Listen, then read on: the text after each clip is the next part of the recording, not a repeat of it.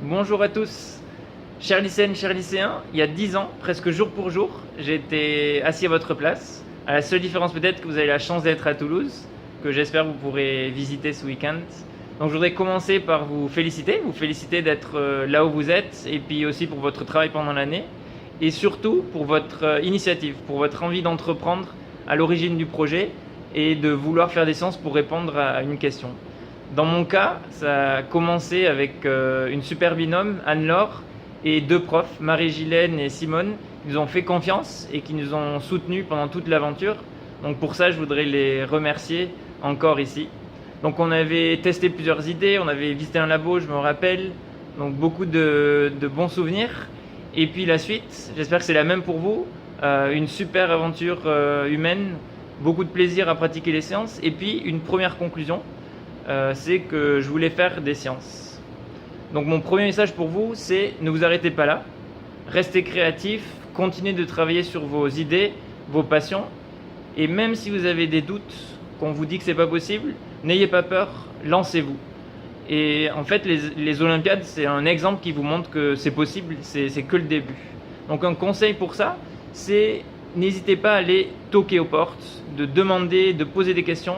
Les laboratoires sont grands ouverts et les scientifiques se feront toujours un plaisir de répondre à vos questions. Je vais vous donner un exemple. En 2008, les Olympiades étaient parrainées par Alain Aspect, un pionnier de la physique quantique, avec qui on a pu discuter quelques minutes après son discours. Et quelques années plus tard, il était mon professeur. Et un jour, je suis allé le voir dans son bureau et puis j'ai demandé quelle physique il ferait si il avait 20 ans une deuxième fois. Et puis, c'est grâce à lui ensuite que j'ai pu travailler avec un prix Nobel aux États-Unis et que j'ai fait le choix de mon sujet de thèse pour mon doctorat. Donc, n'hésitez pas, demandez, posez des questions. Un deuxième message que j'ai, c'est que la science n'a pas de frontières et encore moins de limite d'âge ou de sexe. C'est accessible à tous. Mon parcours, par exemple, j'ai été amené à étudier ou à travailler dans plusieurs villes en France, à Washington, à Cambridge. Maintenant, je suis à Lausanne, en Suisse. Dans mon équipe, par exemple, on est une trentaine et on représente une trentaine de nationalités. On collabore un peu partout dans le monde.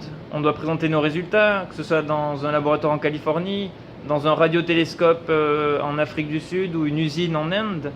Donc les sciences sont vraiment ouvertes. Enfin aussi,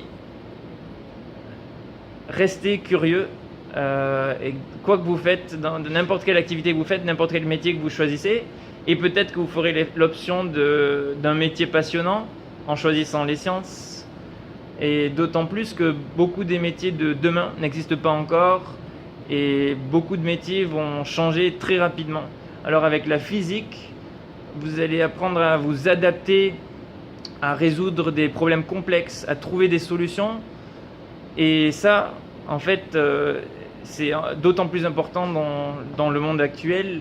Et ça vous permet de développer un esprit critique, un esprit d'analyse qui est indispensable aux citoyens modernes.